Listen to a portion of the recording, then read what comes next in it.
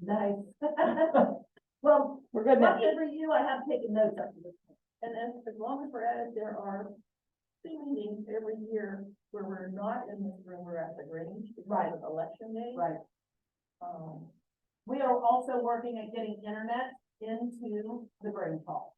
That the trustees had asked me to get, to find out about from point to point, or if we need to get individual, service over there from Spectrum like we have here. And I have had our IT department check it out. And point to point is not a good option because of trees and stuff in between. Here, the maintenance hall, and then the drainage hall. We have individual service here and individual service in the maintenance building. So, I have been trying to get information from Spectrum on what we could work out as part of the business plan for all 3 places, and maybe even lump it together for a better package, right? So that should hopefully, if we can get that accomplished before May, but we know what, how processes go, but, we're working at it. And that would be the first conflict that would come up, is the election. Yeah, and that's hopefully, we'll have that resolved way before then. All right, good, I hope we do. We're working at it. Anybody else have a question for Kendall regarding that? Okay. All right, then, we're gonna go ahead and move forward to introduce Scott. Some of us, of course, know Scott, some of you may or may not have met him previously. Mr. Scott Sanders is Director of the Delaware County Regional Planning Commission, and Scott's here to work with us, begin working with us, as we step forward on revising our current zoning resolution.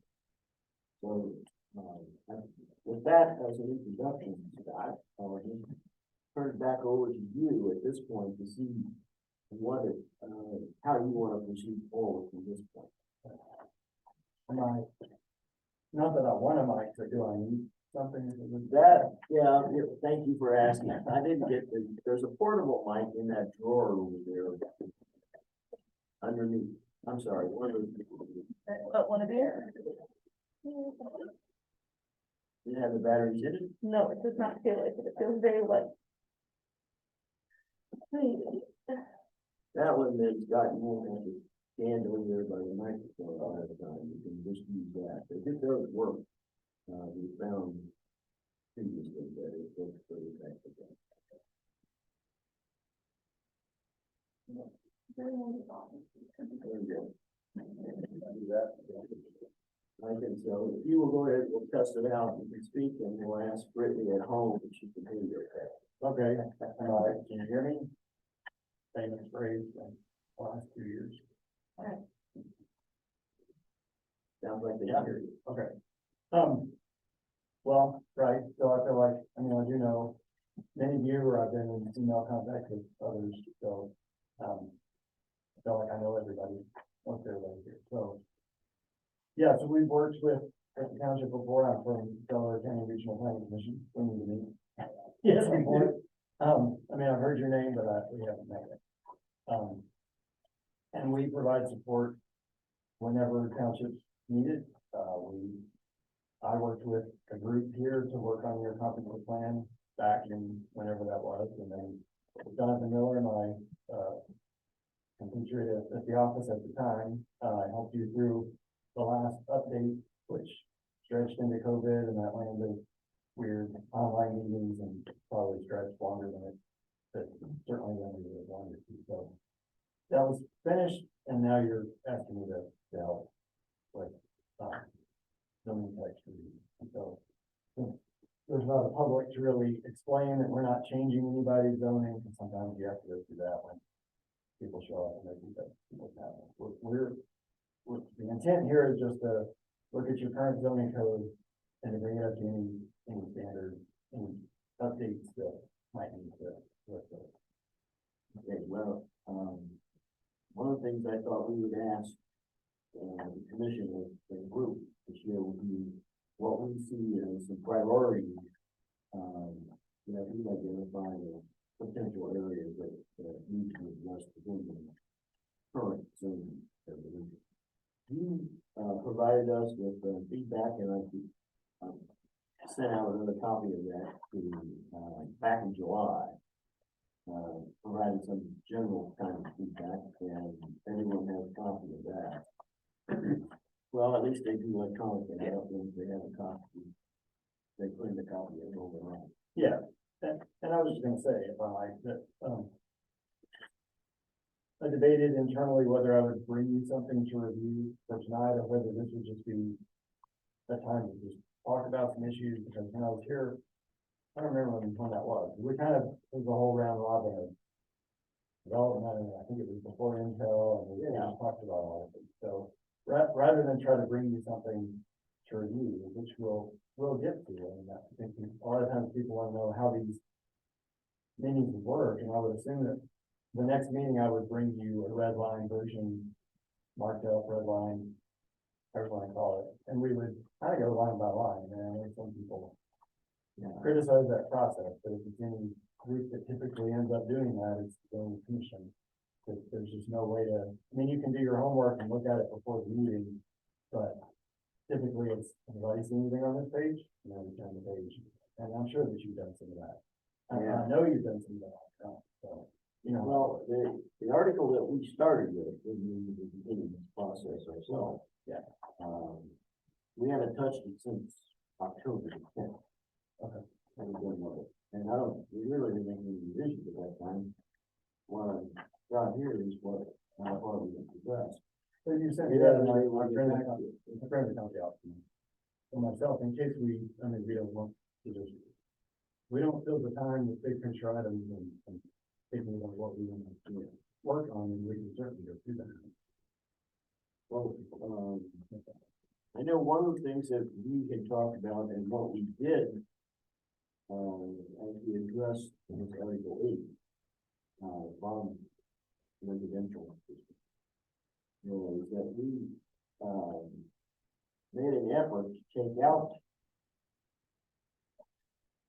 the language that was repetitive, in the sense of, if the same language was restated multiple times within the zoning resolution, we thought, and I think, I can't remember for sure, you may have even suggested this, Scott, that if we put that kind of language like in the definition section, then you can just refer back to that section of the zoning resolution and not have to repeat the same wording time after time, but just make reference to a specific section. So that, you know, did I say you about that? Yeah, I think so. But that's as far as we got, really, in terms of whatever changes we made, are showing here. And we didn't get that far into it, guys, help me out. I think we started on expanding home occupation, but we didn't get very far, am I correct? Right. Did we stop? I think we stopped before we even got to 804A. Am I correct? We just changed one letter in A based on stuff that we just fixed, Oh, okay. so, But other than that, okay. yeah. All right, this, Gee, we didn't get very far, Scott. Okay. So we were trying to do it on our own. So that's kind of, when it comes to what we had accomplished, I think that's as far as we got. and, you know, and realizing that it was taking us so long to even get that far, we figured we needed help. That, Yes, it was pretty it was clear that, at the pace we were going, it would take us years to accomplish the task, and we don't want it to take years, we want it to take months. As you've done this in the past, Scott, can you kind of give us a estimate in terms of what you would expect? Well, it's always hard to do that, just because it depends on how long it takes to work through. I won't hold you just to a specific time frame, but are we talking 3 months, 6 months, 12 months? I would say 6 to 9, 6 to to be 9. on the safe side. Just knowing that you want to look at Well, and we can go through what you want to pay attention to, because you've got some districts that really just need to be checked for words, but. Some of the districts that are there, and I wanna ask this question, I don't know what else does. In my mind, I'm wondering, do you need them? Can we just drop them? Minimum. I think there's some that you probably could, I mean, if you table contents, but I think you need, yeah, you have probably a neighborhood commercial. You wanna make sure that you don't already have something done that way. You do. Not very large, but. Right. Yeah, for the places where we used one of the districts, we probably don't want to delete it, because then that creates another kind of problem. And I've seen some townships that will, they'll take a district like that and they'll preface it with, this is in our code because some parcels were already zoned this way. And I don't know if this went through a legal review at the end, which we always recommend, so whether it's the prosecutor or private person to look at it. Whether that really passes muster to say, this is in here because we have a couple things zoned this way, but we don't intend anybody to keep using it on the property. I would imagine there's probably an argument that if it's in there, you know, it's an option to at least ask for it. Have you done that before? I believe there's at least one township that has a couple of districts that's being done. Well, in terms of what you commented on with regard to the legal review, in the past, we've always submitted it to legal for review before the that's when we've done revision. Yeah, I think everybody does. And it's been the county prosecutor's office in the past, whether or not the trustees would want to do that different this time, we'll find out now as we get down to it. Right.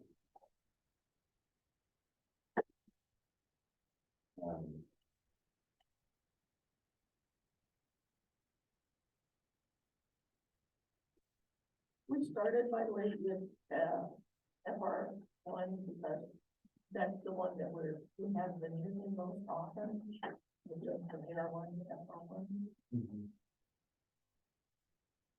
Yeah, the funny thing, well, to go back to a little bit, the funny thing about district, there are all sorts of legal cases and you can't always. A legal case will solve one particular issue and then trying to expand that to other purposes is always some trouble. But there have been challenges to townships that they have a lot of districts in their code, but none of them are on that. And so they'll be challenged and they'll say, why do you have this in your code? It's not on that. But on the other hand, you have to give people options to be able to apply things to that. I bring that up, I don't think you need to worry about it. There's a county in the southwest of Columbus that only had 2 districts on their map, and they got challenged because they turned out it was a famous fireworks sales place along the interstate, you can imagine. Issues in those before, but they were challenged because of, you know, having in your code, but it's not in your on the map, and they ended up getting approval for that. So this is pretty typical for other townships in the county, that you have districts that aren't being used, and you have to decide if you want to use it, and it's not currently being used, then obviously you keep it in there. But if it's, there's 2 different neighborhood commercials, I would imagine you're not, you see one and a C2, you don't have both used. No. Yeah, I think one was designed for offices, Yeah, we have C2, neighborhood and commercial district. and yeah, I think the season one is people like us to neighborhood office. I don't really have anyone done that. Oh, well, no, sorry. You do have an Article 12, which is C1, neighborhood office district, and you have Article 14, neighborhood commercial district, C2. You do have both. And the neighborhood commercial district is assigned to some property. Yeah, we get calls all the time for all, you know, even townships, 3 of which are under county zoning, but we created this cheat sheet. It started as a single sheet, and then I kept expanding it. It's 2 townships on one, but basically I've got this on my wall, every township, every district, and a little bit about each one, mostly about you know, FR1 and AR1, which you have in the PRD. And we want to expand this even further. But it's kind of like a dumbed down version of the table you provided, which is the basic information. So, and to keep in mind what It'd be interesting to see that, to see how smaller townships have handled it as they grow. Yeah. Into, I assume some tier townships have more complicated zoning. Like, can you fill it off your wall and? yeah, well, it's a PDF also, so I can see that in one document. So what else were you saying about FR1? Anything else? Just that we started there because we so frequently requested. I think.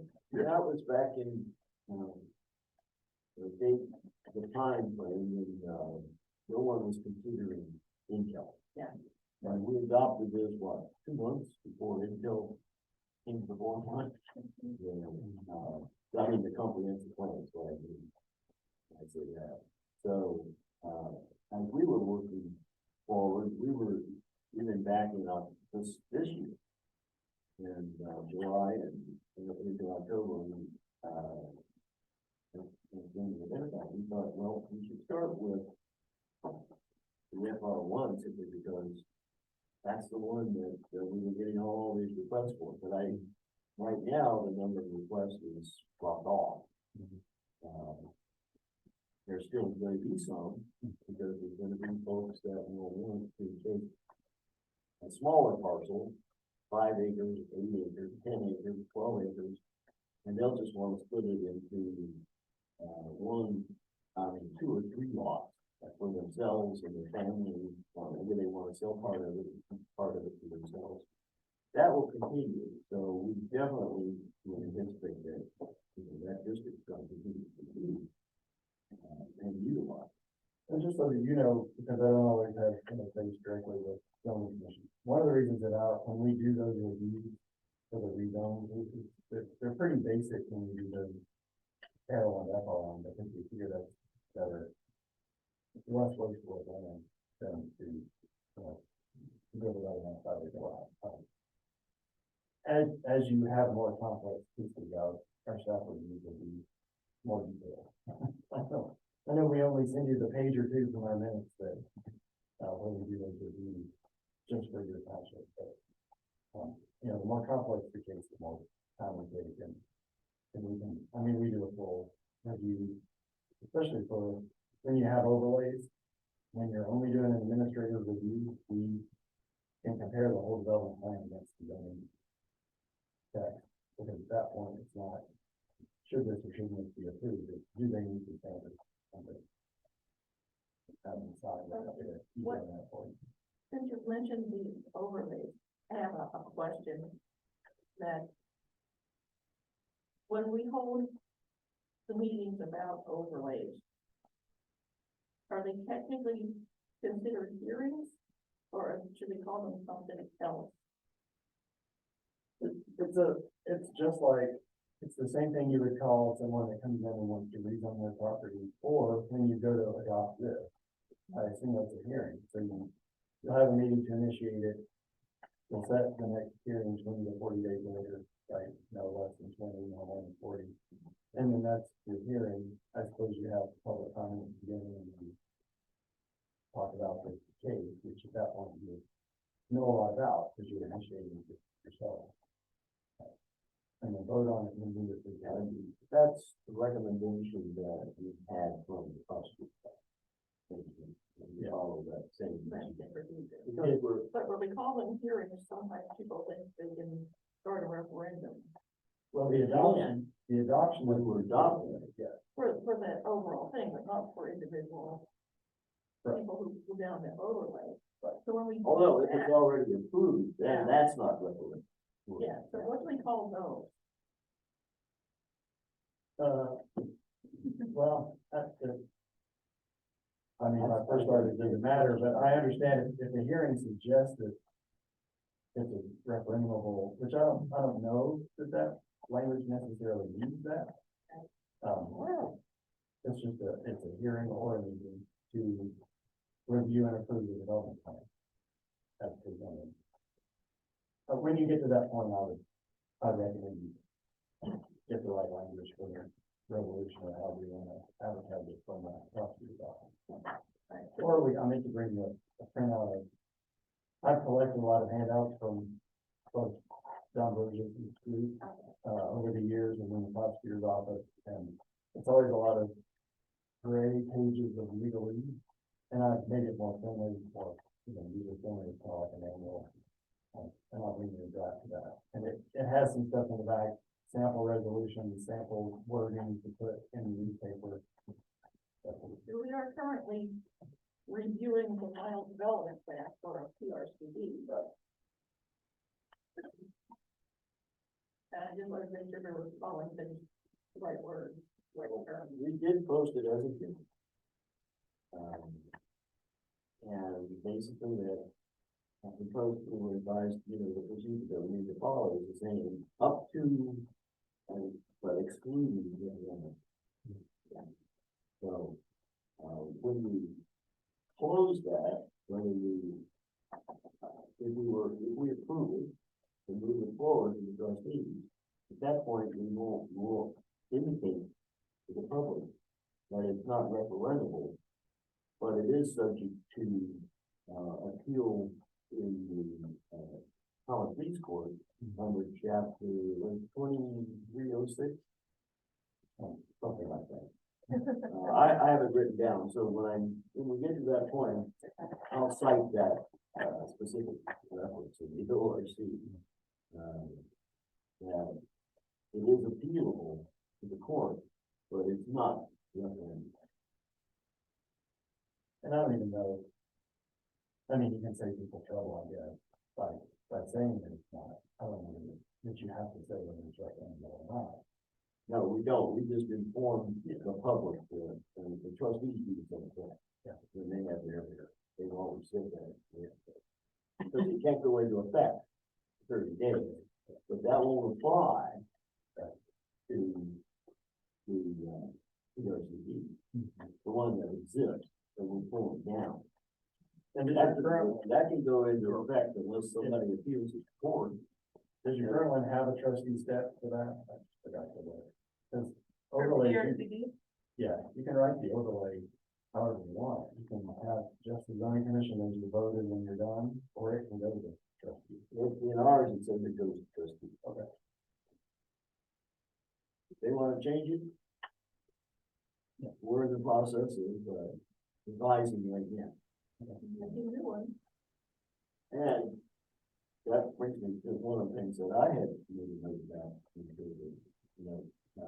bring up, and that is that as we revise our current the PRCD, some of the language that's in that PRCD, we want to make sure there's not a conflict with that language compared to what Holly is in the process of developing for the new overlay. So we want to make sure there's no inconsistency that comes in. Okay, go ahead, Tom. So, I mean, just to repeat what Mike was saying, Holly is working on 4 overlay districts, and she told me today that she had the first one in draft form tomorrow. I think what we were trying to do, at least in my mind, is focus your efforts either to continue on FR1, which seems like it has less of a focus right now than it was a year ago. And maybe have you focus on Article 13, which is the PRCD, which really will have a big impact on the other overlay districts that we're looking at, because they all have to be what they should be.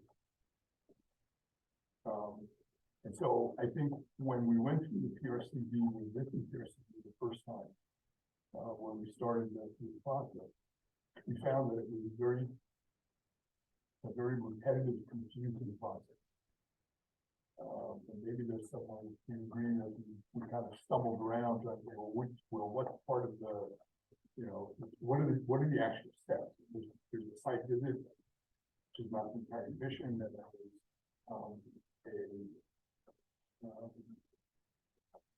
initial setting aside of the preservation area. Yeah. The primary and secondary preservation area. Yeah, and then we had kind of a vision of what the owner wanted to do, but nothing really planned on paper. And then we had a preliminary plan, and we had meetings, 3 meetings about that, and then we had a final plan, and untold meetings about that, which, we started like that. So the process is very, difficult to follow, it's the way it's written in the plan. Yeah, I don't disagree with that, but that maybe there are ways to clean that up, and maybe what we will see is what Heidi's bringing forward. Maybe there will be some clarity there that can help guide that, I don't know. Because I mean, to get into a little more detail, I feel like it's, I think the initial part of the article has to do with the process and the steps that you take to apply for a PRC. And then, We don't have the process really outlined very well. yeah, Well, luckily Joe did the first one though, and he's been very willing as a guinea pig to work with us as needed. so we have section 1305, designing a conservation subdivision. And then we have 1306, procedure to create a conservation. Why are those two different processes? I mean, there's,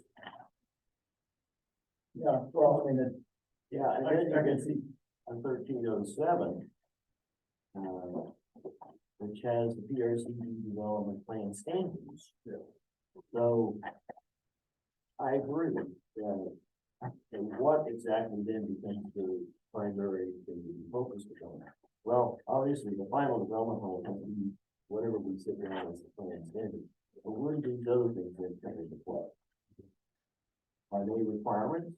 Are they just guidelines to help move the process forward? and if they're only guidelines, why don't we just use 1307 as the guideline?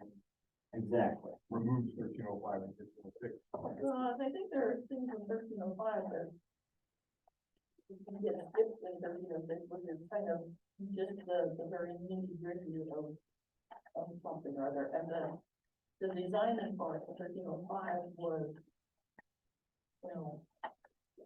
tell us what you want and how we can fit that into a conservation. 1305 is more giving guidance to the person who's down there. Yeah, that's why I use the term. That seems to be guidance.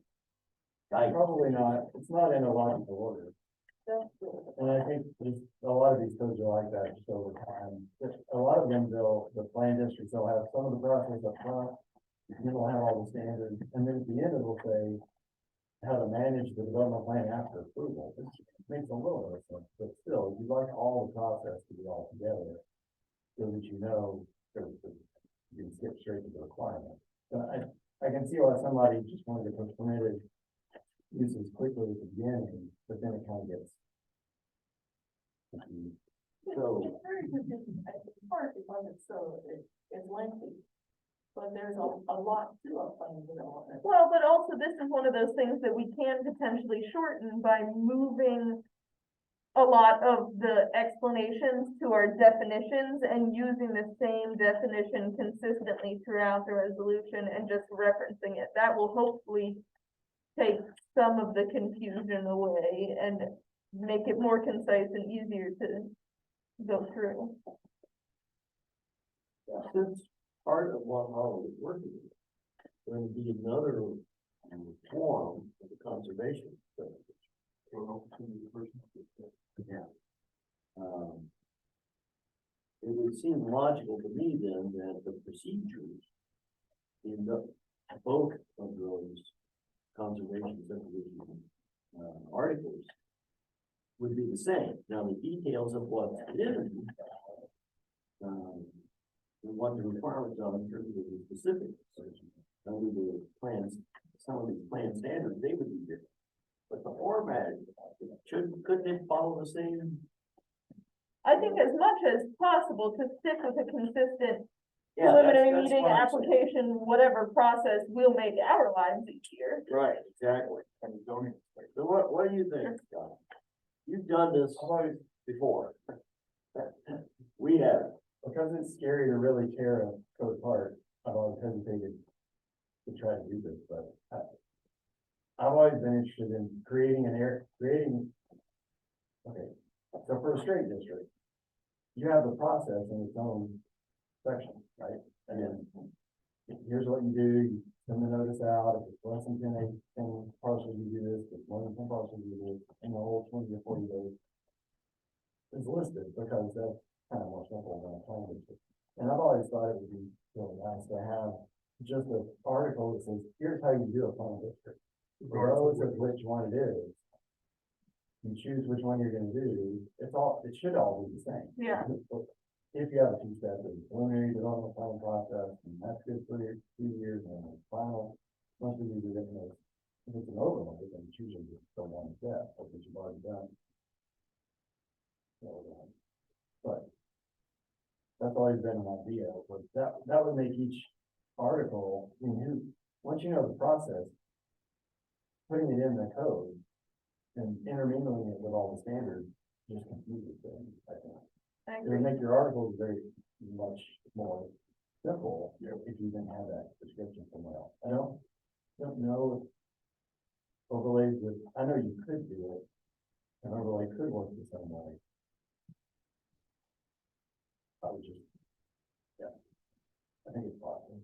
I think as much as we can make any of our different districts the same format, and then once you get to a point where they deviate, break out into those deviations, I think that's going to make our lives easier. I think it'll make it easier for the public to look at it. I would imagine it would make it easier for the county to look at it. Yeah, I think as much consistency as we can get throughout the document and condense it as much as possible is going to help us. The districts that Holly's gonna be working with, or is working, they're all basically planned districts. They're gonna be overlaid, but they're gonna be required to be planned districts. So let me ask that, Scott, what you're talking about really is procedures to develop planned districts, not necessarily overlay. That's what you. Yeah, I'm concerned about extending that to the overlays, especially since there's 2 tracks of activity going on here. Almost, But you'd be in the best position, I think, to see a window, is there a path from where we are now, total confusion, to where we might be, where we have a single process for any overlay district, and then that's put in place, and then individual, standards for each one.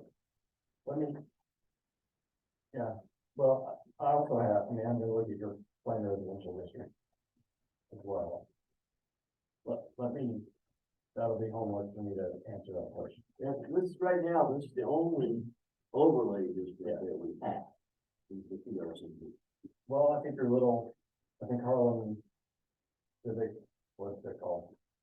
Your Harlem Village Civic Area. Oh, Center Village. yeah. Um, This is where it's gonna be. And then the Harlem Village. And we did Yeah. create, 2 districts there, basically to accommodate what was on the ground and on the books. Those lots, and so they wouldn't all, there's a lot of lots that are involved in both Harlem and Village that were non-conforming. So we created those 2 districts to help get that off the books as non-conforming and make those lots conforming under the new standard. You don't know that they're overlay districts. But they're not overlaid. No, they're straight districts. I've got them both here as rural village, but one is residential and one is commercial. Harlem Center Village Commercial District is Article 16. Harlem Center Village Residential District is Article 9. Technically, the commercial district is only the historic center village commercial. Yeah, it doesn't. Well, and like the PRCD says, It doesn't apply to Harlem. That one, the commercial only applies to. But it is a Harlem and center village residential district. but like the PRCD states explicitly overlay area and these others don't. Yeah, it's not something that, it's not there for the owner to pull down. Well, I guess the commercial is sort of there for the owner to potentially pull down.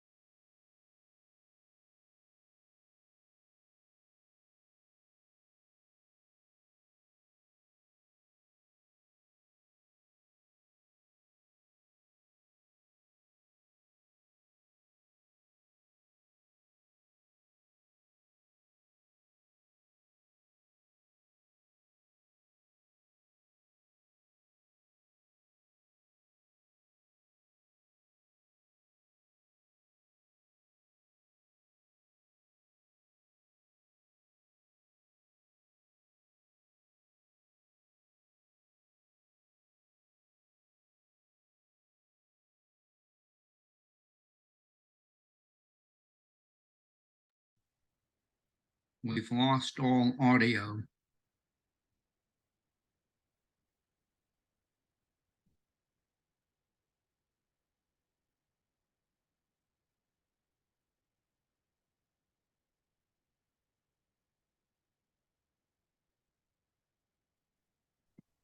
Oh, Bob, can you hear me? Now I can. We had just lost all audio.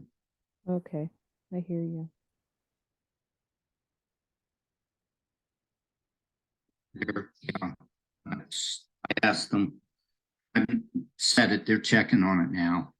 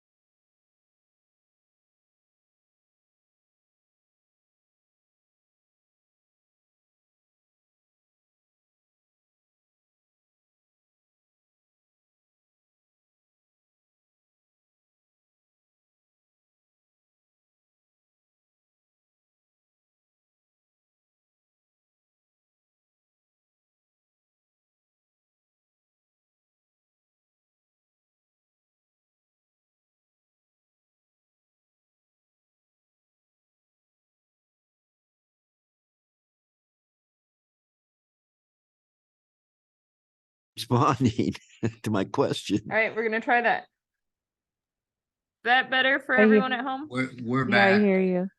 Thank you. What'd you do? I changed it to the option that says microphone array with USB PNP audio device.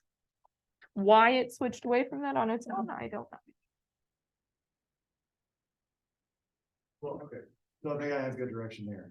So I mean, does everybody agree that we should kind of drop the FR1 for now and pick up the PRCD first and give Holly some direction on the other ones she's working on? I think whatever we can do to move overlays through sooner rather than later is going to benefit us. Because I think with Intel, we're gonna start seeing more of the needs for those things sooner than we had anticipated a year ago.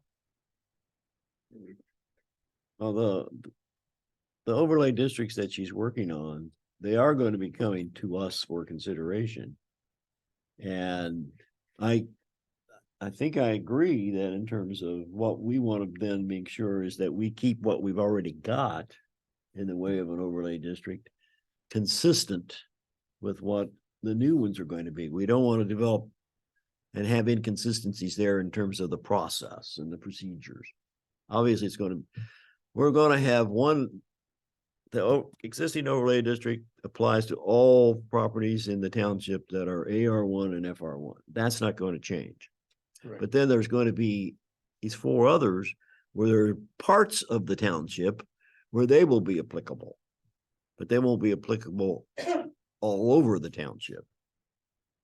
But the And- process that will follow for some of those, because one of them is definitely another conservation district. Yes, yeah. And I think they'll all be applicable to part of the township once sewers are installed.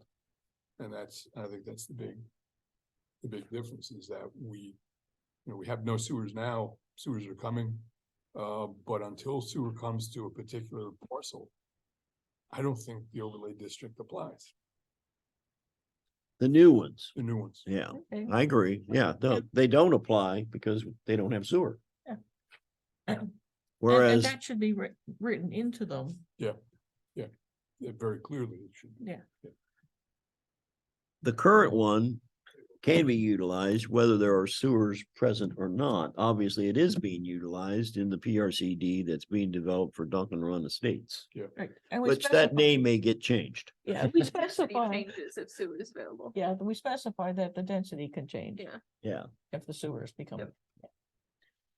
so, Well, let me focus on PRCD then before the next meeting and just start with that. But that'd be great, yes. Let's start with that. speaking of that, and now I can't find it, even though these others are gonna have higher densities, They are. in working with Joe, and I'm, obviously, we did a review of that as well. Are you good with the density of that? Well, of the- Subdivision, or was that difficult to figure? There was, That part, because I know some of it can get complicated with net developable and all that. I think it was easy enough to figure. Joni, I know you at one point had said, I just really don't want to go below 1 acre. Well, we were having a lot of public Discussion about comments on lots that were less than an acre. And there's Coming lots from the of public. density, so that's too related, but it's It's- really two different. Right. And it was lot size that people were up in arms about. I So don't, yes, but I don't believe we specify. 12,000 square feet, which is like, is that about a third of an acre? That was 43. yeah, slightly less than a third of an acre at 12,000, but.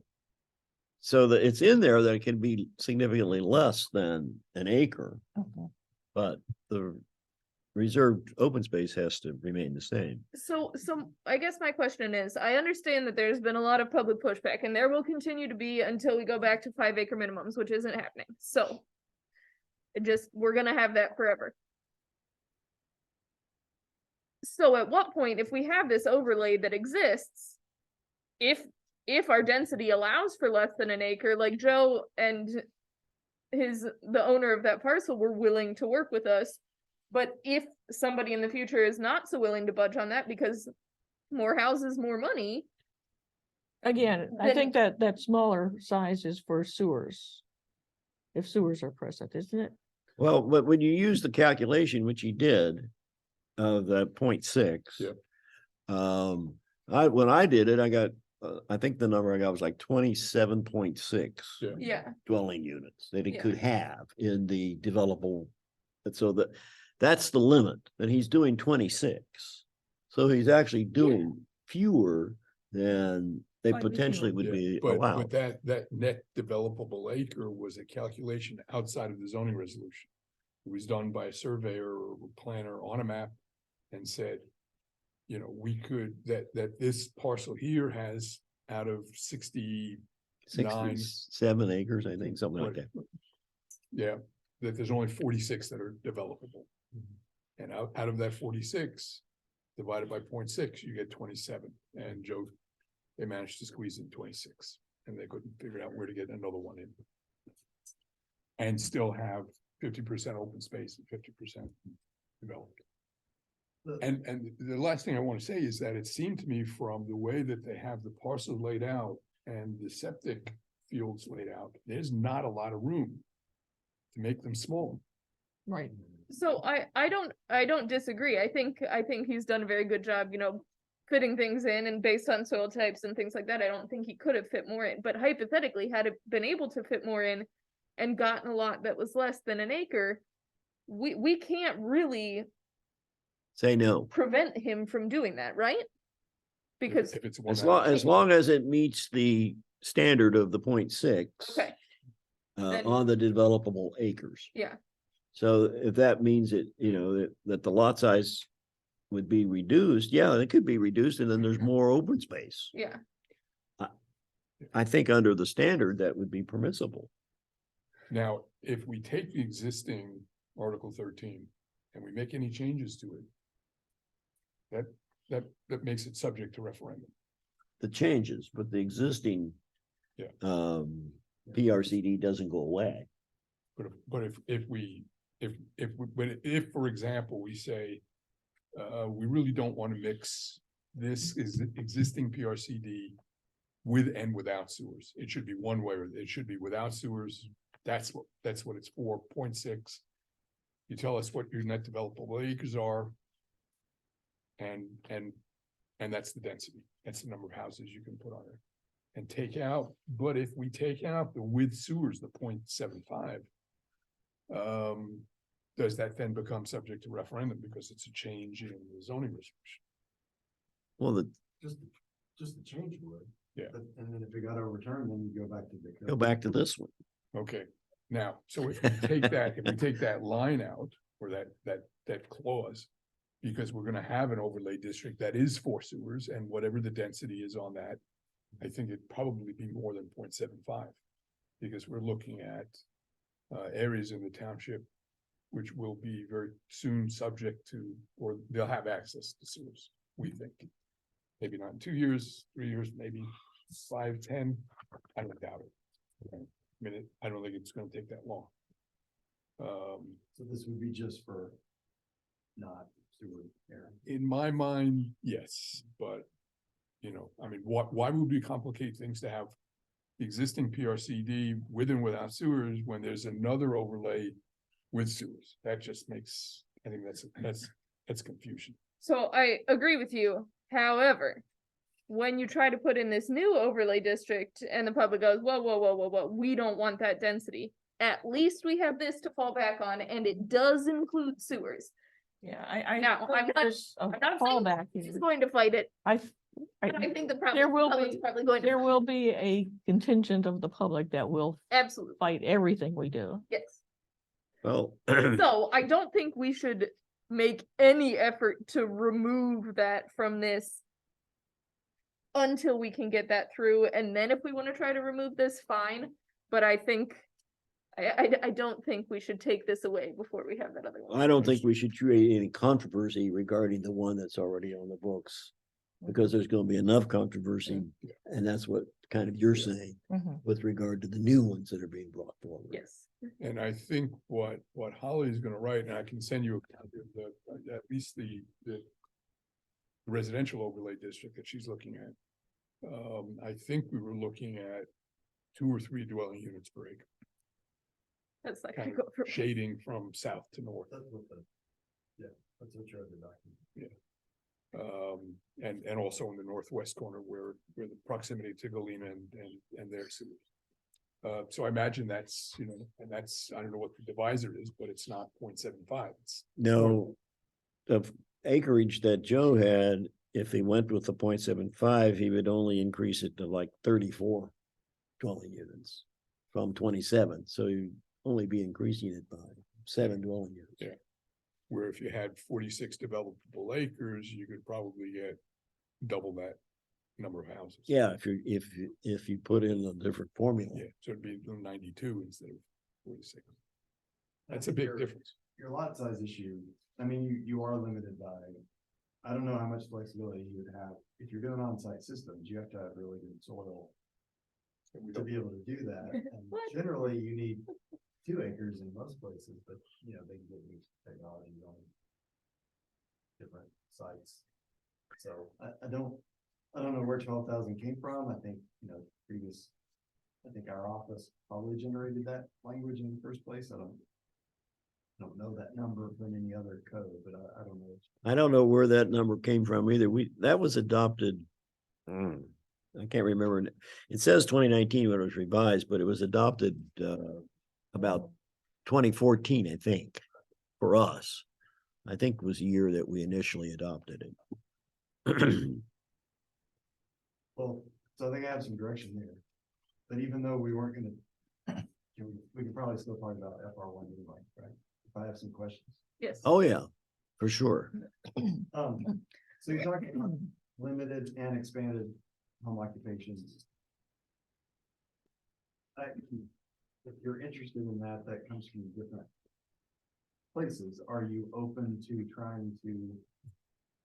I mean, the trend right now is more people are working at home, and so, and when you have large acreage, what you want to do is allow for some of that without it going away from the goal, right?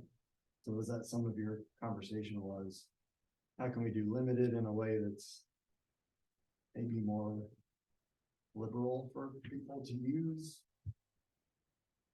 Or just, do you remember the nature of how that came up, or were you just looking at making the language more clear? Because I've been in townships where they've said, hey, let's allow more trips per day if it's a conditional use, because then the BZA can judge how close they are to their neighbors and that kind of thing. Yeah, well, the limited of it, the way that we have it set up, doesn't require. Right. So limited, you conditional just use, wanna assume yeah, they can just potential do it. neighbors can do it. He does, they don't have to they don't have to go to BZA specifically, in terms of identifying. I mean, they do get a conditional use. I shouldn't say that what I said, but are you suggesting that you make it like a permitted use? Just No, open it I up? was just saying, were you gonna tinker with some of the differences between? No. There's, How liberal there's- do we want to there's make it? In other expand. words, is the question. oh, you want to expand the limited or you want to expand the expanded? The limited, your neighbor may not even know you have a business going on. You know, it's, and you don't need a permit for it, you don't need anything for it. And that was the But that- intent. and That's that why would we be the wanted to intent. do that, because somebody Nobody would even be. knows that you're, working from home or They work whatever. from home on the computer all the time. Who cares? The only thing I would change is that there's a limit to the amount of square footage in the dwelling that you can devote to a limited home occupation, and I would say what business is out of zoning? Yeah, we talked about that. And maybe that. But nobody's gonna check it either. You wanna have half your house. Put your bed in your kitchen and use the rest for your business, who Yeah, cares? And maybe, you have a husband and wife who both working from home, who have their own separate businesses. And so that kind of restriction, I think, is overbearing in my mind. But it is, we're still looking at the people who live there or working there. I don't think we expect limited home occupation to have employees. Or if it does, then I think that's stretching it. Do we want to stretch it so that you can bring an employee in? One employee, two employees, then then you're really into expanded home occupation. Right. where You live there, but it's more than just a household. You've got outbuildings, you've got employees, you've got people coming to work, you've got deliveries on and off. Yeah, that's no longer limited in my view. Yeah. And that- everybody knows there's a Yeah. business there then. And right now we have language that says it cannot be in a detached building or a pole barn. I would say, why do we care? Even if it's a limited home occupation that you're doing from an accessory building, so what?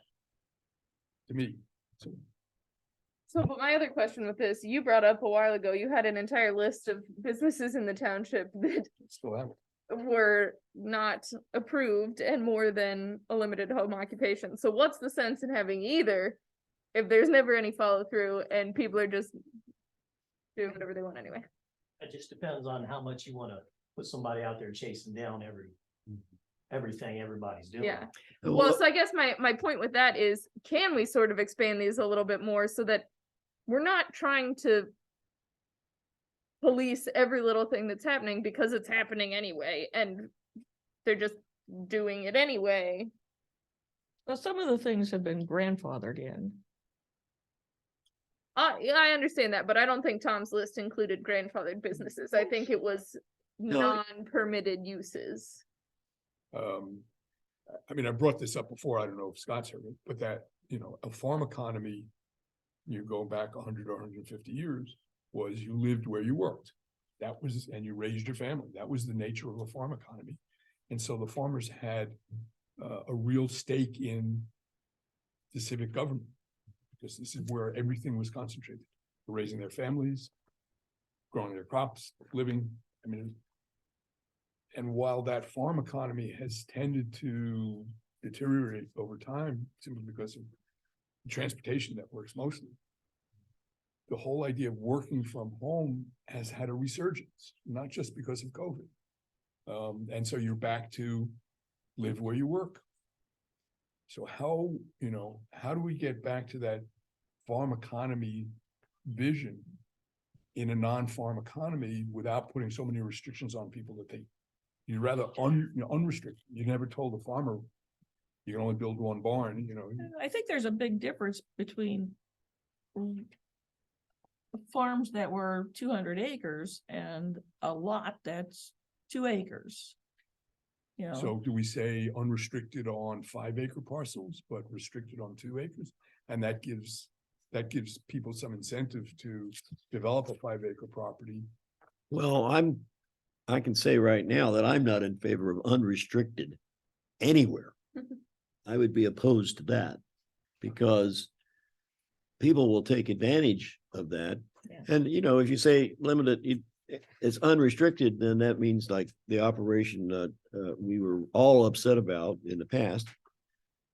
Is this property down there on Fancher Road, Glenn's Barn. Now, that doesn't fall into, but it was approved by the BZA, went through that process. But that should never have happened.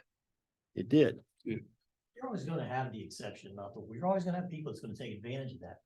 But like she said, a lot of these people, and I don't know I know when you and I talked briefly about it, you're talking about a list of people that are out there doing it anyway. Well, a lot of those guys aren't doing it facetiously. They're doing it because they don't know any better. We're complaining about this guy down here with the bright lighted sign, Woodworks, which did anybody go by there tonight and see his lights off? I stopped down and talked to him, but he had no idea. And he was more than happy to come down, put in his application, and he says he wants to be part of this group. He would love to get involved with the township. He just bought that property. So I think you got a lot of that out there that people just don't know. Well, and that's why I'm saying Just not like that. unrestricted, but just lift some of the restrictions so that it doesn't make sense for us to say to you, okay, here's your list of businesses. This is your job for the next 6 months, because we've got intel, we've got bigger fish to fry and more applications that are coming through. So if they're already doing it, I've got both of my neighbors have uses that they're not supposed to have, but they're not hurting me. Yeah, you're And gonna there's find nobody that on the other side. So whatever. I'd say we address it as an on-need basis. If we come across it, we address it. If we do, I mean, every day when I'm out there and I'm going through like some of these new properties, that anybody I see, I stop and talk to them about it, and you would be surprised. A lot of people just don't know. And a lot of them don't know about these processes and everything in here. Because I spend a lot of time out there on the development side of my job, talking to people about the new strategic plan and everything else. And a lot of those, there is a lot of uneducation out there on the processes and everything that we do in here, what they are and aren't supposed to do. Well, and I don't think we're going to do ourselves any favors by pissing people off about the businesses they're running out of their home and then trying to get overlay districts passed that could actually help us. I don't think that's going to help us. So I don't know why this is an issue. I mean, why are we having a discussion about it at this point? Because if we're looking at FR1 and you ask specifically about limited and expanded home occupations, I think there is some work to be done there, because we say on we're limited restricting- or on expanded? maybe a little of both. I mean, Well, limited the number of the square. We footage- we did include expanded, and Joni and I both recall that should never have been in there, but I don't know how it's there. It got approved. and So there is the opportunity for an expanded home occupation in FR Our two. last discussion FR1. of the limited home occupation, we did suggest that the occupation could not occupy more than 50% rather than 20%. But if it's something we're never going to know about, why do we have to have a percentage there at all? Because someone it's would still call a the residence. zoning office, and once he's got a complaint or it's submitted in writing and he goes to investigate, then what he's going to make his decision on is what we have in writing. That's why we need to address it. I still think if it's farm residential, the emphasis is residential. And yes, half of your area might be used for your business, but it has to look like a residential operation. Yes, it still needs to be a residence. If it's in the limited home occupation. You know, we allow a lot more in the expanded, but that means they have to get their permits and everything. And then a step up from that, you're now in a planned commercial district. Yeah, So there, I mean, if that's the process, you know, you go from limited to expanded to planned commercial district, then I think we would do ourselves a favor in having some clear boundaries at what is what and what is not. What are other townships have different boundaries than we do, or effective boundaries? I didn't look it up specifically. I know that the conversation has come up before. Yeah. Just briefly and not significant changes, but just if they had a limitation on the people that can come and go, maybe that changed a little bit, or maybe the size of the sign, or no, you know, maybe they said, well, we'll let more happen on the site, but we don't want a sign at all. And I didn't mean to cause an issue. I just thought it was, I noticed there had been some changes to the limited side, and I just didn't know. yeah, well, that's as far as we got. More on the other. We didn't really get to the. Yeah. We went through the limited and There'd be a lot of other changes. This is why we've enlisted your help, because we spend a lot of time bickering and going back and forth on things that we don't get very far sometimes. We really did not get into expanded home occupation at all yet. no, we did not. So that's why there were so many changes to the limited and nothing in the expanded, because we didn't get that far. So, I mean, we were happy with what we did with limited before. Tom, what I heard you saying is you wanted to have it unrestricted.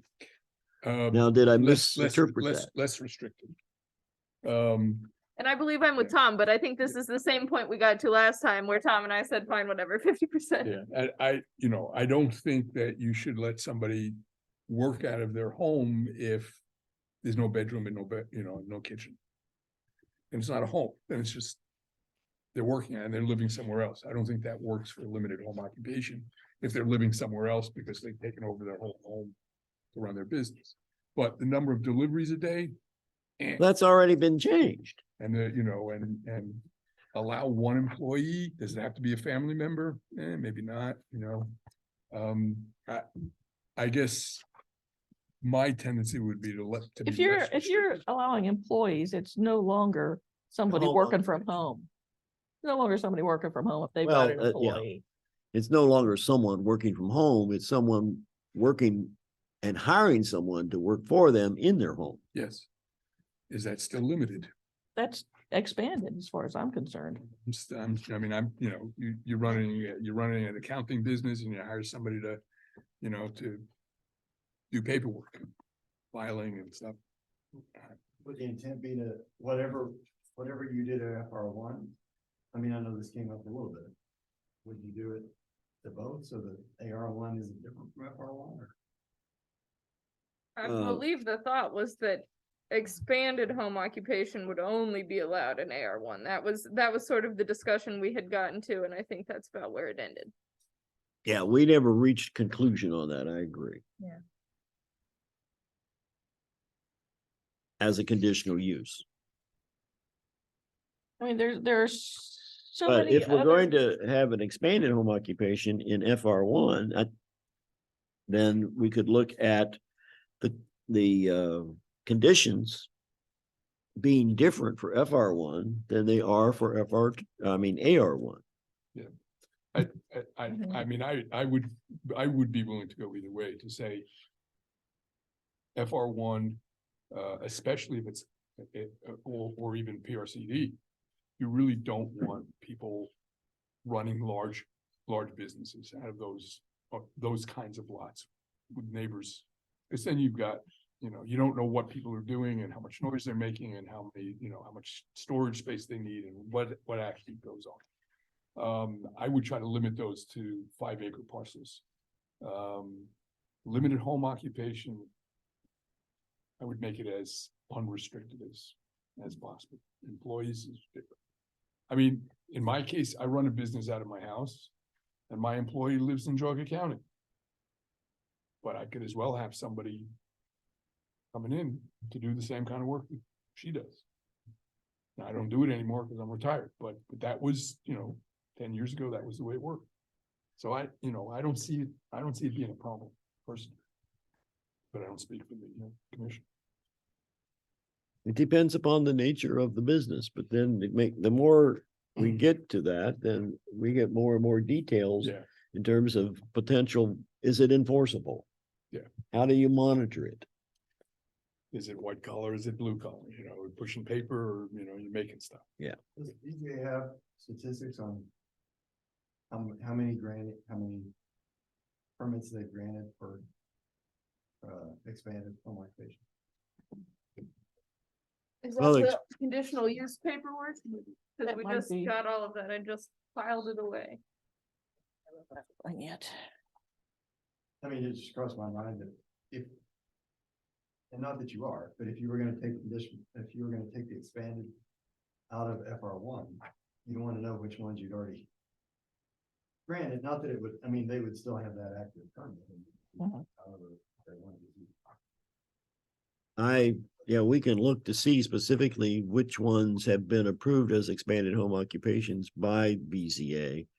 But there haven't been very many. So this is the entire list since 1982, apparently. It's not very thick. I would say it's about 50% variances and 50% conditional uses. And if it's current, Mike, did you find out, Every is single it time. current? In the sense of, because there's only one item listed for 2022. Is that all there were? That's what all we can see. Okay, so see, they haven't been very busy at the BZA. And that's not even all home occupations, that's just anything. Yeah. That's variances and conditional uses. They're not separated, they're just listed together. You'd have to go through and count them independently. I've always thought that that's a good thing for a zoning commission to know.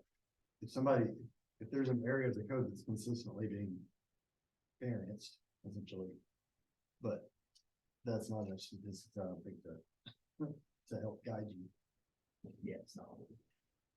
No, well, and I think what Mike was pointing out earlier is certainly a factor. A lot of people don't know that they're potentially in violation until someone goes to them and says, hey, this is potentially an issue for you. And we have dealt with that many times in the past, where then they would come in and request a conditional use permit. Put that little sign that said Harlem Township zoning enforced took care of all that. That was Ralph Bainey got that sign put in place that many years ago, and they're few and far between. You don't see them very. no, many well, places. they've been run over, and I think there's only maybe one of them left that's still up. But I think the one that was still up was down there on Center Village Road. That's the only one I remember seeing in recent years. I mean, change gears a little bit and ask a little bit more about FR1. Are you all happy with the fact that the net 2 acres applies to all Egypt? Oh, I just know that that's a good one to ask about. Because we're involved in the lot split process after it gets signed off by the zoning inspector. And sometimes there's bounce back and forth, if additional right of way has to be, which I get right of way. I mean, if right of way has to be dedicated, then I do think it should be net 2 acres from that, but I think there are probably some minor easements that probably kind of hard on the. Yeah. Well, some of us, I think, feel that, I'll speak for myself, I think that it should be just the right of way.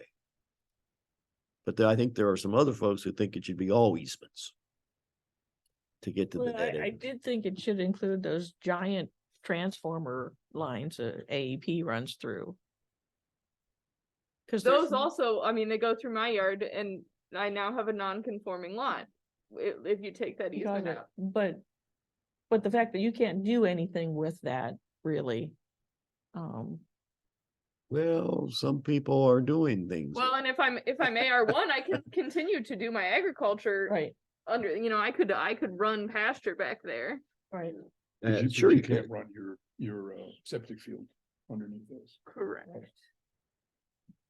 You just have to, that easement though gives them access whenever they want it. Yeah. Yeah, I guess in my mind, one of the problems was that the resolution was inconsistent. That one article called for right of way and one article called for right of way and easements, recorded easements and easement. I mean, it was just, the language was totally inconsistent. And I think that's reflected in the abstract. The other thing I find difficult with that is the public often struggles with where to look for all of those recorded easements. So unless they're working with somebody who's done a zoning application before, your average Joe who wants to change their zoning isn't gonna know Where to go find where it. to go, or if they even have to go. If you've got a gas line, you might not even know it's there. You should. Well, I agree, but as we've already learned, there's a lot of lack of education in the township, and so people just might not know. So, Mike says right of way only, because you can go on the auditor's website and you can pull down the land tab and you can see how much is right of way. I don't know how accurate it is, but at least it gives you a net acreage, less right of way.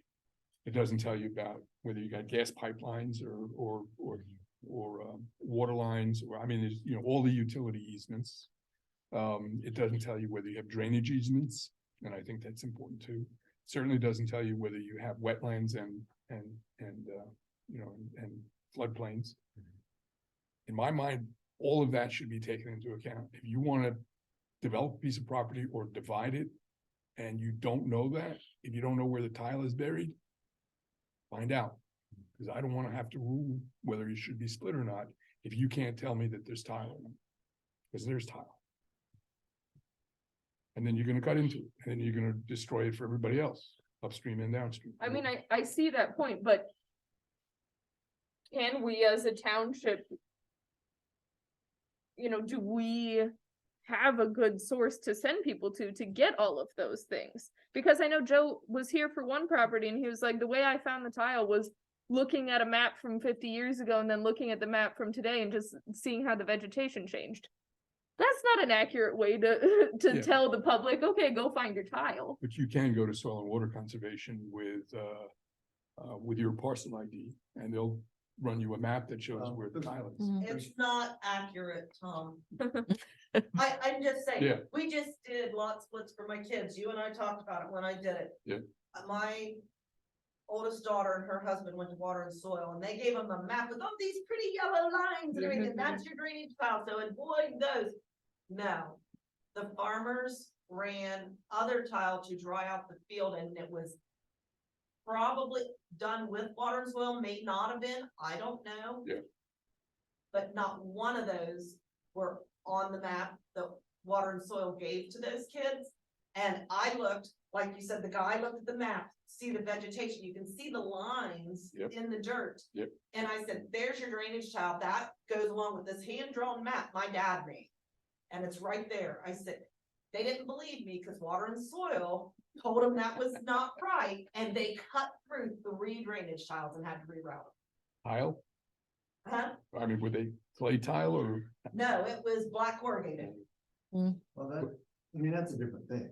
That's be wise about not cutting tile on your property. That's a little different than a drainage easement, which is a valid point.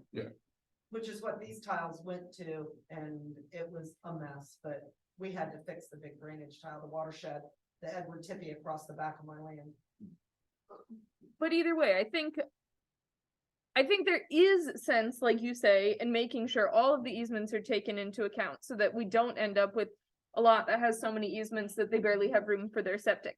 However, if we cannot give the public a good resource to go to say, here's where you're going to get all of these things, how can we require that of them? I mean, that's send every property owner on a wild goose chase, and then when they come in, say, nope, denied, you missed this thing that we've had to.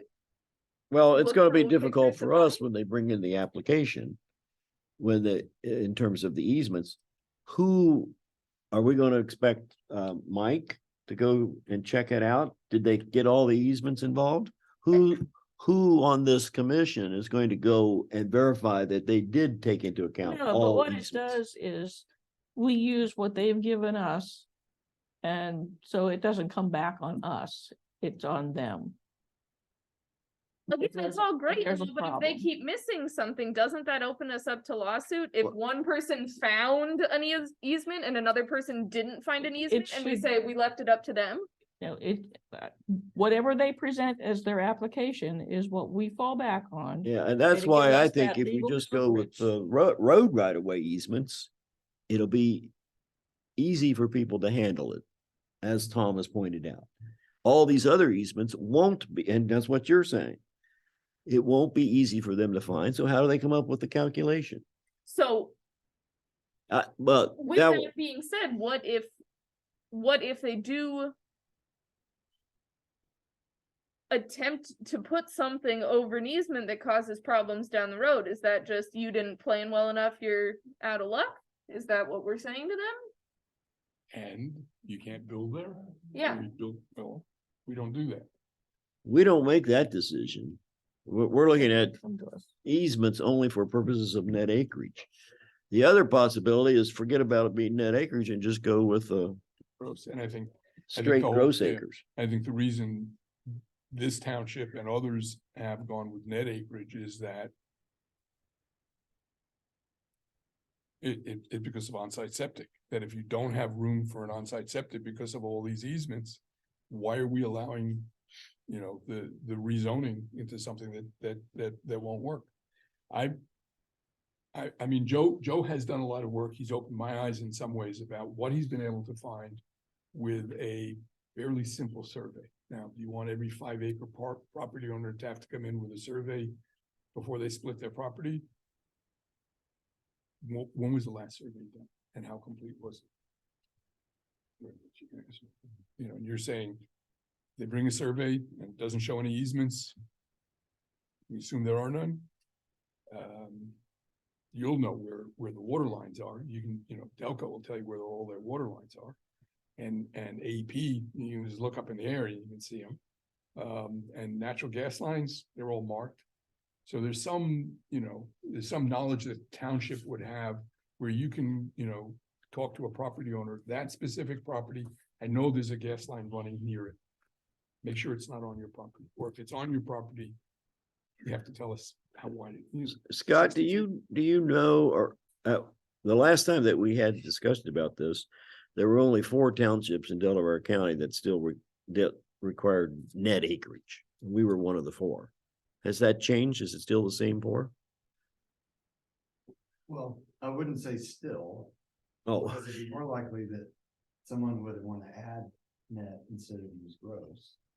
So it'd be more likely that they would add the regulation that they would use net, not go to gross, you know what I mean? Really? I would think so. Okay.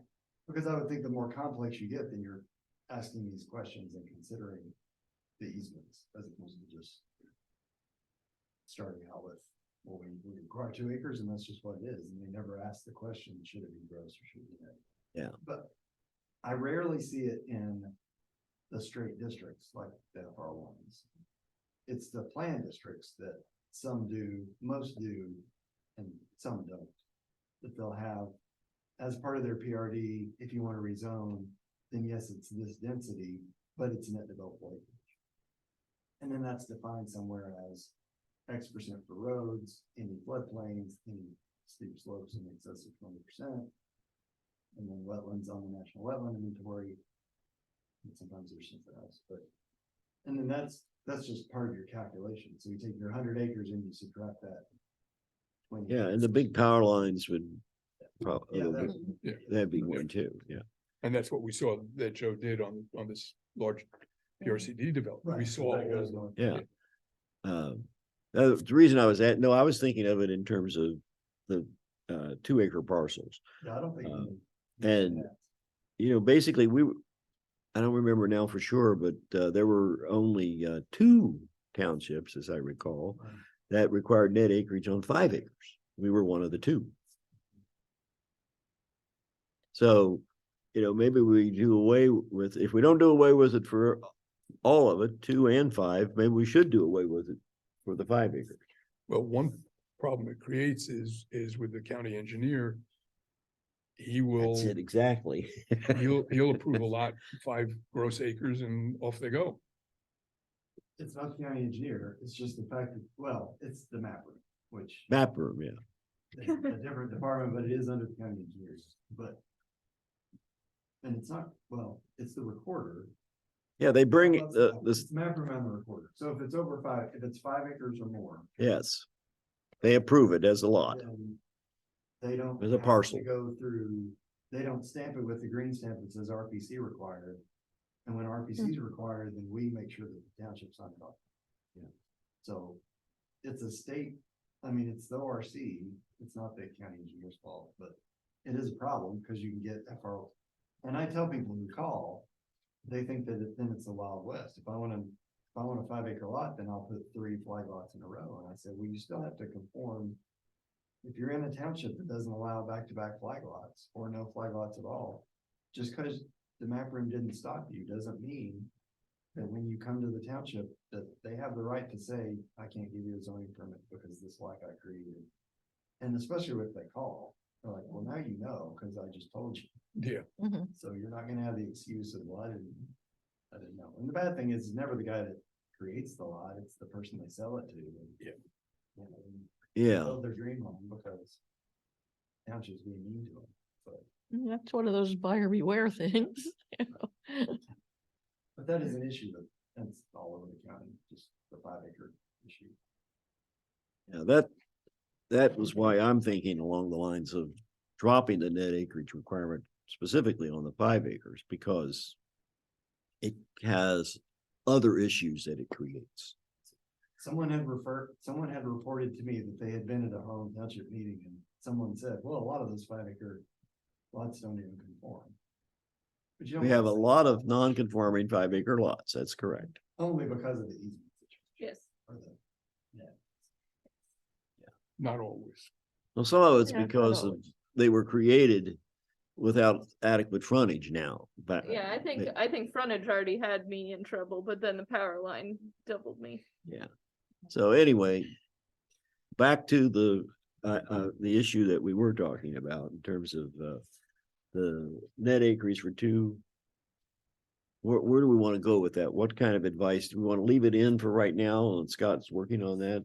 My Are we only reaching concern with conclusion? doing away with it for AR1 and keeping it for FR1 is that we then have another inconsistency to remember. One place we're using net, one place we're using gross. Yeah, well, we would have to come at some point in terms of an agreement on it. If we could come to an agreement that gross acreage for 2 and 5 is fine, then that's okay with me. I'll accept that.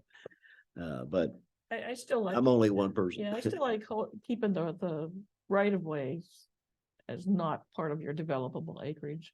I could see letting up on the easements part because they are more difficult to find.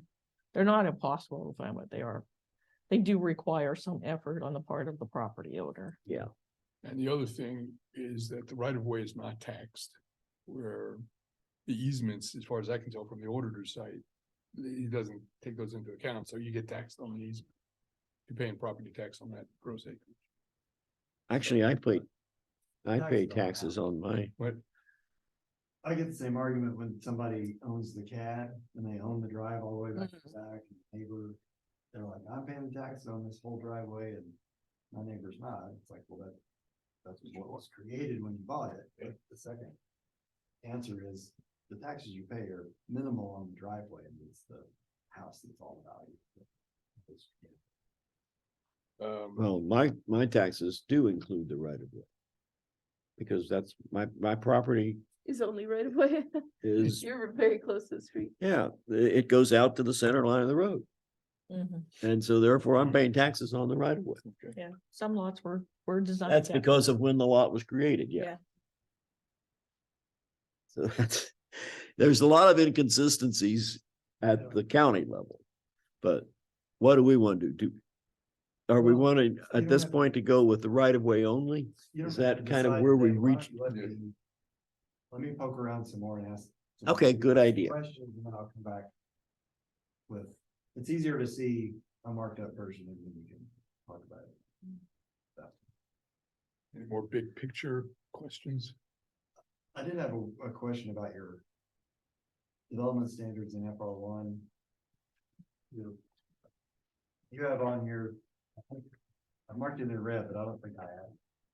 The side yard setbacks and rear yard setbacks. It says not applicable. I think your side and your rear does, do. Why don't I think this is current page 809. Yeah, I mean, when you have that flag lot, then that whole front lot, the front setback table doesn't apply anymore. Now it's just 50 feet, but your side and rear still apply. I think somehow that got Copied and pasted. not applicable, got added in there. And that's an easy thing to fix. Because otherwise you don't, I don't know that you identify for a flag lot. It's just, you can do it. It's somewhere in here where all setbacks are 50 foot.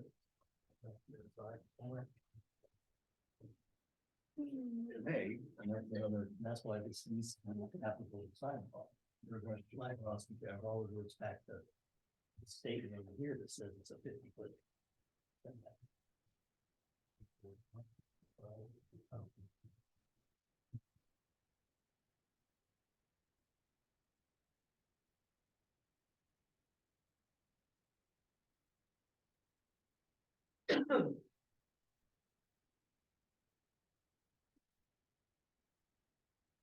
Where are you, Scott? Well, I'm in 808.06. 806.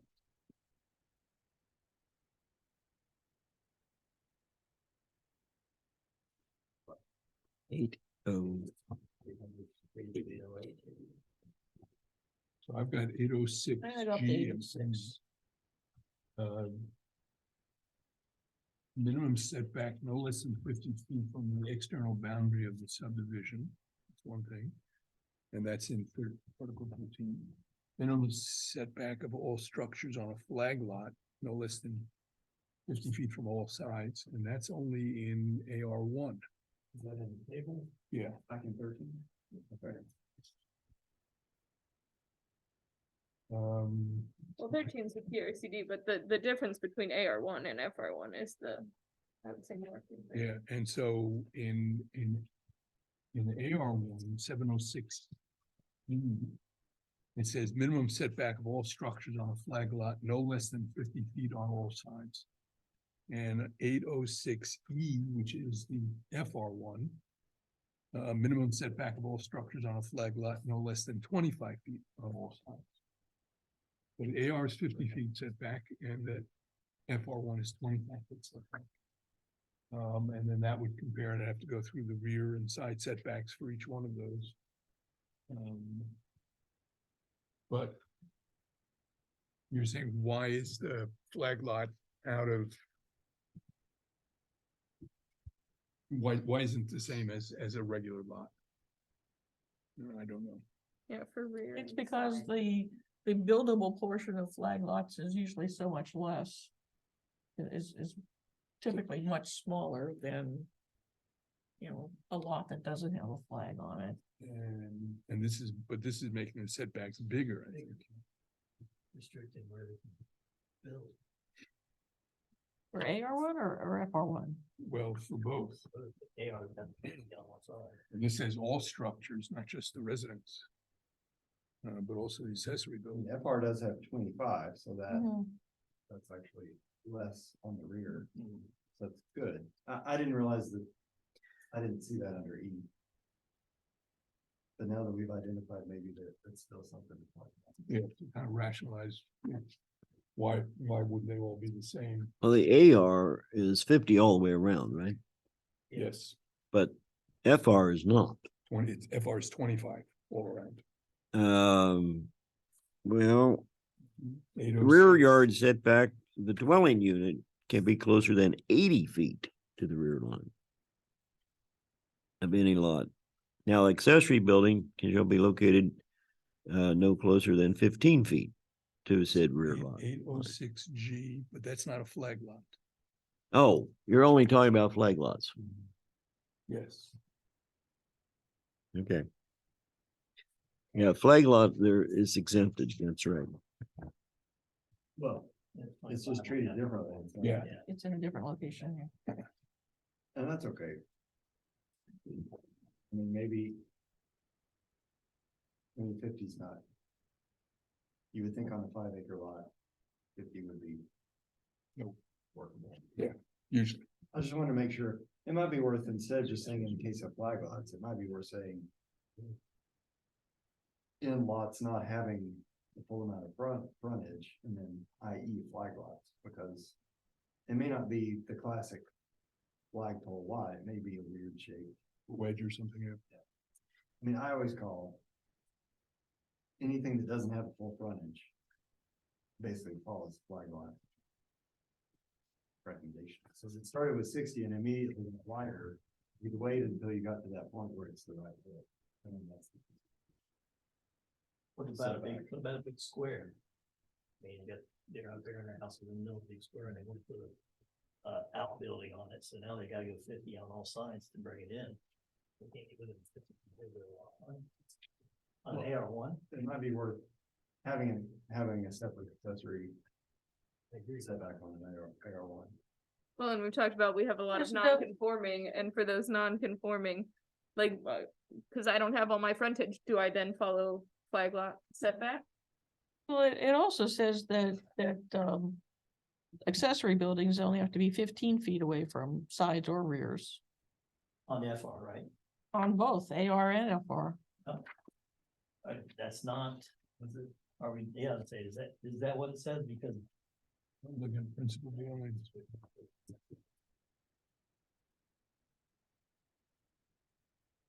706 sections E and G are side and rear.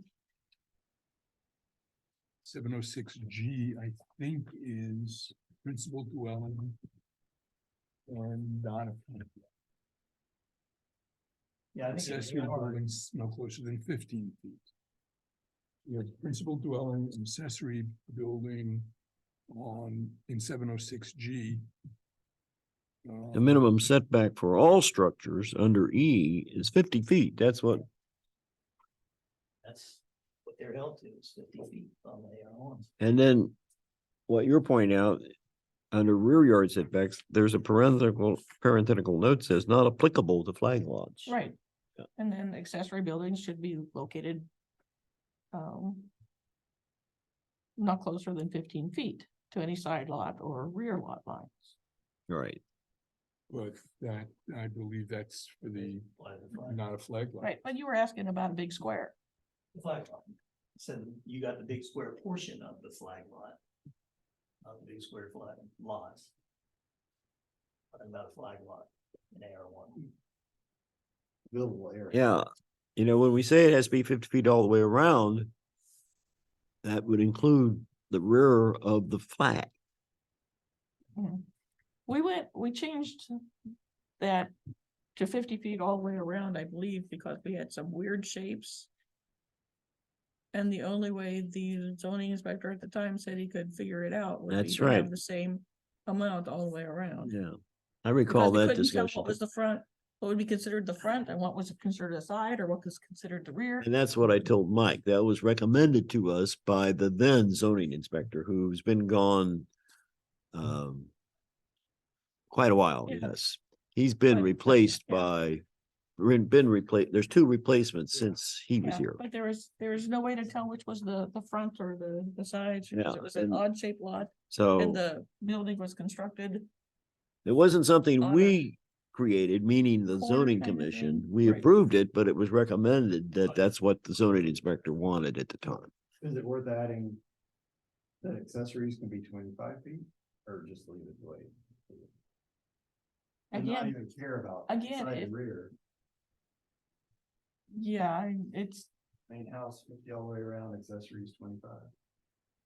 I think that would put it more in line with regular lots. I don't, I don't think it's ever been a problem. yeah, I don't, I mean, this is why it You takes got us so people long to complaining make. about it. Well, then they go to the BZA and talk about A a variance. variance on it. And I'm not sure how many of those BZA things were variances for, accessory building Setbacks, yeah. setbacks. How many people are walking in and we're saying nope, and they don't take it to variance?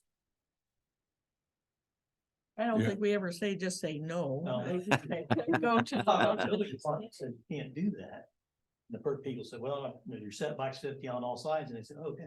We did have a guy in there complaining about it when I did like day 2 when I came in. That was his complaint of it. Because it says 50 feet all the way It doesn't around. have to be 50. Yeah. That's what the, That's what's currently on the books. Yeah.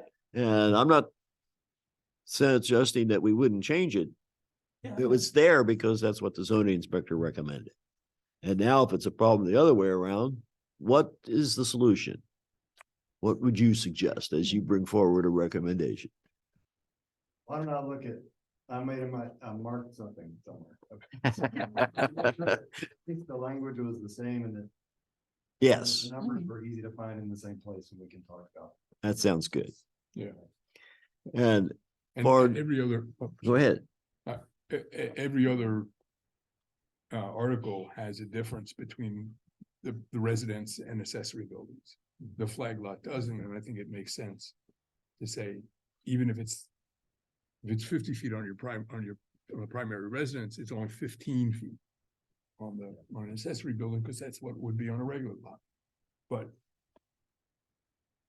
I mean, you would hope that you don't have as much activity around your accessory as you do your main building, but there can be some big accessory buildings. that Mhm. don't Well, impact you, but on some of these lots that would have an expanded home occupation, there may be a lot more activity around an accessory Yep. building than there is around the primary residence. Yep.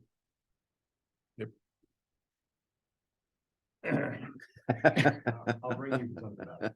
The only other thing that I was gonna mention, and you didn't say anything about signs, and you haven't had to deal much with, I don't think you've had to deal much with signs because you haven't had signs really related to development. That doesn't mean they don't pop up, which is different from trying to write code. But I did notice, so I was recently in Troy Township.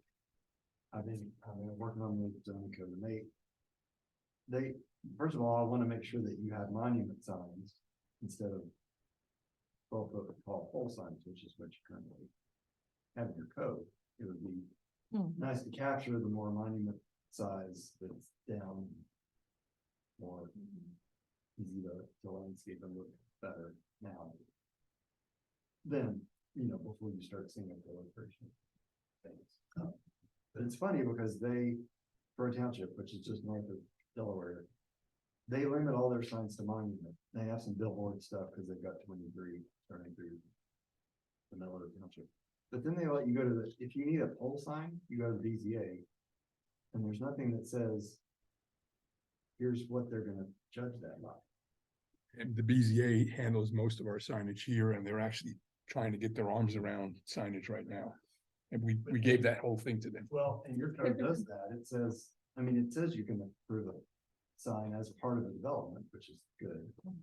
But then you can also go to the BZA and get a sign, which is good to have that relief valve because people don't know necessarily when they're going through them.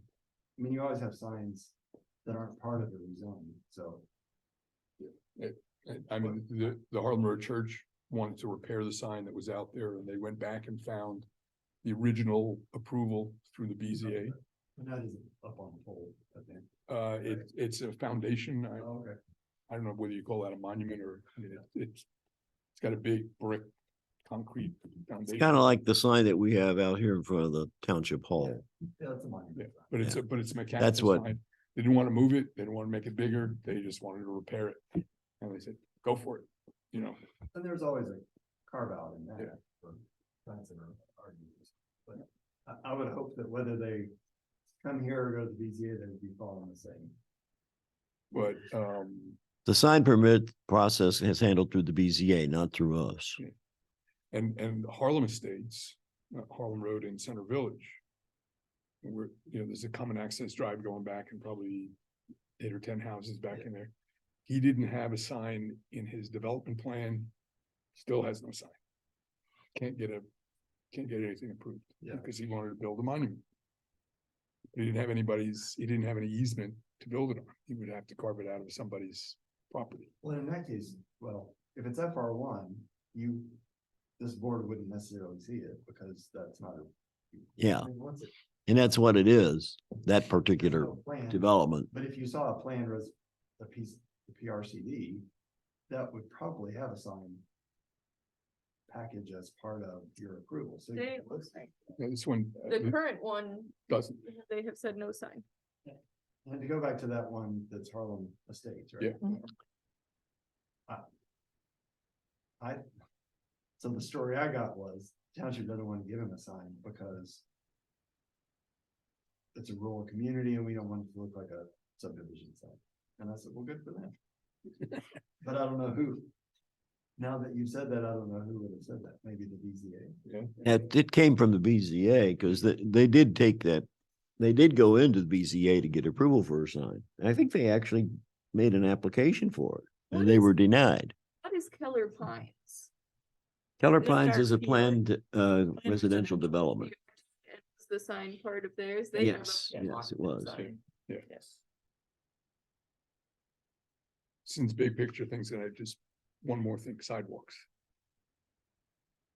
Can we get developments without sidewalks? There are no sidewalks in the township now. And even in these clustered developments, do we need sidewalks when there are walking trails around? Yeah, is the county requiring those now? So the Regional Planning Commission, we manage the subdivision regulations and we added a requirement that a sidewalk be on at least one side of a street unless it's a common access driveway, which is limited to 5 lots. So Keller Harlem Harlem Estates is actually not a CAD because there's too many lots. It's just a public. Is it private or is it? It's gonna be a street maintained by the township, I think. So we would say a sidewalk on at least one side, just, Well, that's what you recommended on the one coming that we're dealing with now with Duncan Run. Yeah. That came back as Right. from the regional planning that that was a conditional thing, that they put a and I think- sidewalk on one side.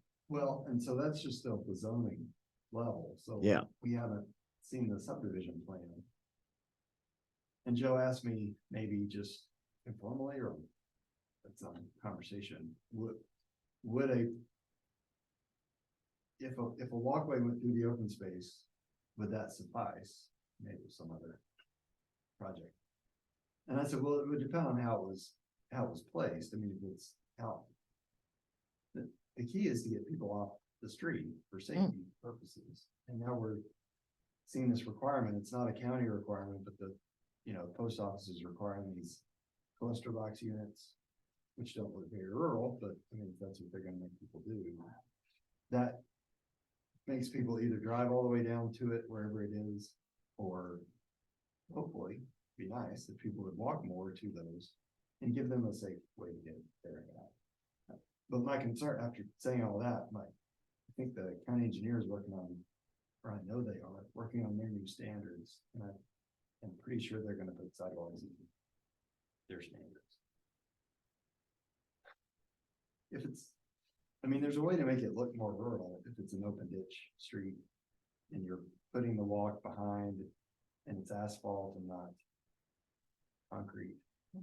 But just from a safety standpoint, I know it doesn't look like the country, but we're going for the safety aspect.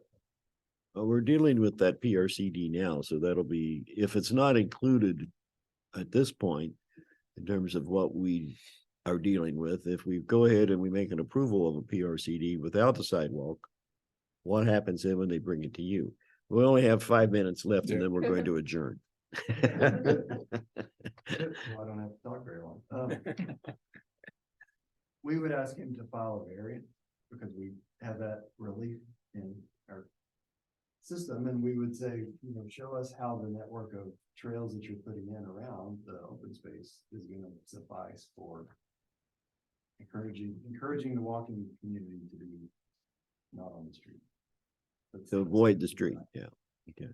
And I would say if the county engineer wanted to protect people, he'd put bike lanes on the county roads, not sidewalks on internal driveways. You know, but And I think you need more than a bike lane for the drivers around here. You need a whole separate bike path.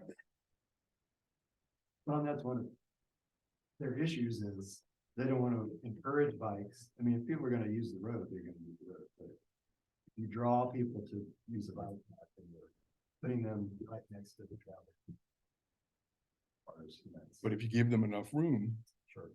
then, you know, I mean, up north and, you know, Cleveland and they have snow berms. 6 foot wide berms and it's where the bikes ride. And they're out of traffic. It's safe. Around here, you've got an 18-inch, nothing. Yeah, don't even try with the 6 feet. You'll be in my front room. Way too close to the street for that. Well, Scott, for next week then, just to make sure that we're all on the same page in terms of expectation. Not next week, next month. I'm sorry, I misspoke there. It's March the 13th.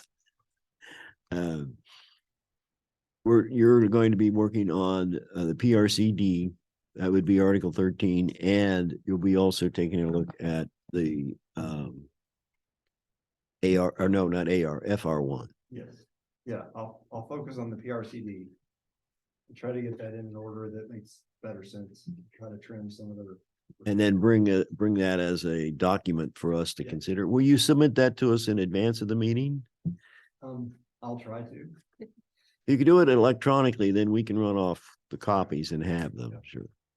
And if it's a word, we can do, you know, we can redline it too, but you're gonna redline the.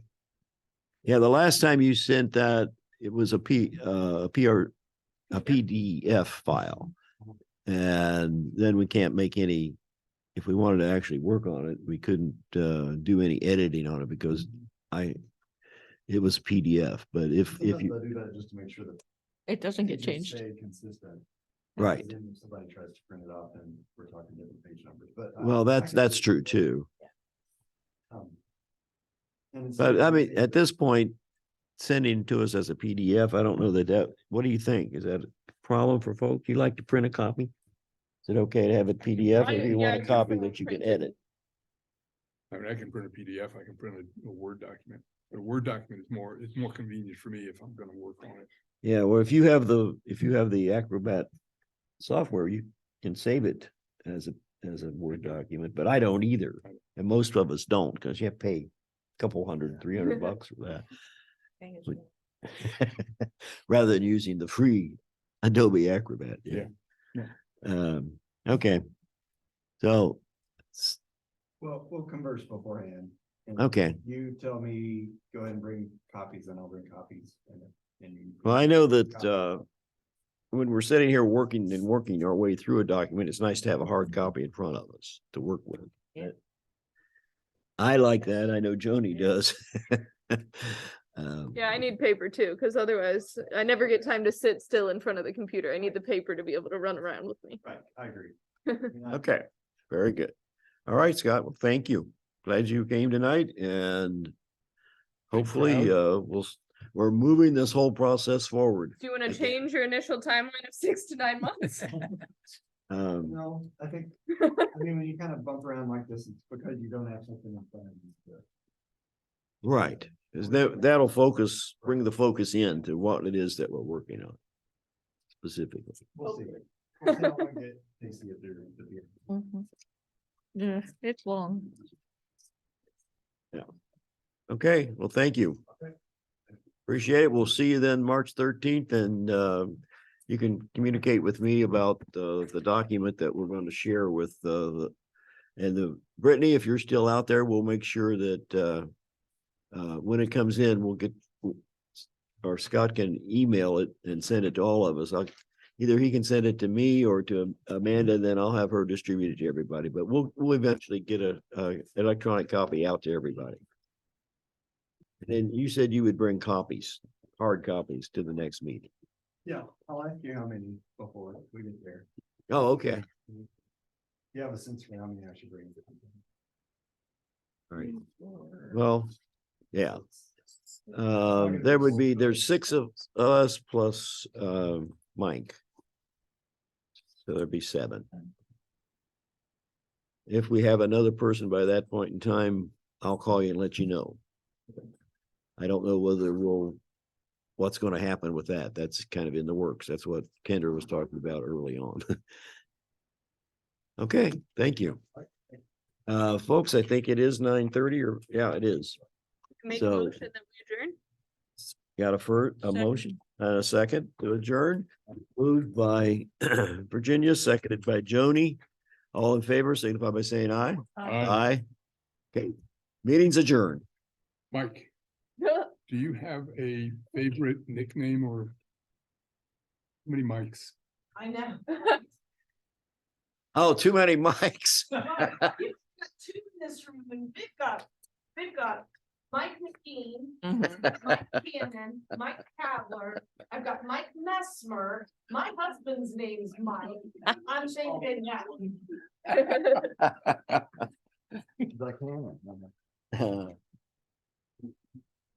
Started right after we had a little roundtable for the inspector. Yeah. Turn off that machine. So we have Yep. Oh, I've jumped in. Gotten up. Yeah. I've jumped in. Okay. Oh, that you.